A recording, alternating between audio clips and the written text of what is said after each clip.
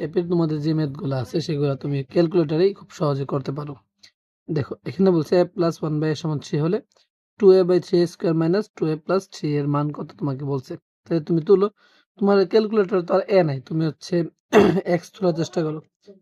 x plus 1/x equal কিভাবে দেবো, alpha দিয়ে এখানে চাপ দিলে হবে, ইকুয়াল হচ্ছে কত আমাদের 3। ঠিক আছে, 3 হলে সুন্দর করে এখন তুমি এটাকে সলভ করো।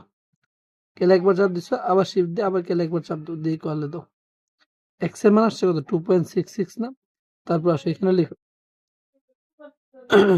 2x/3 alpha x square minus 2 alpha x plus 3 ইকুয়ালে চাপ দাও।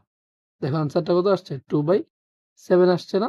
দেখো 2/7 কোথায় আছে তোমার, এই যে ঘ নম্বরে আছে। ঠিক আছে।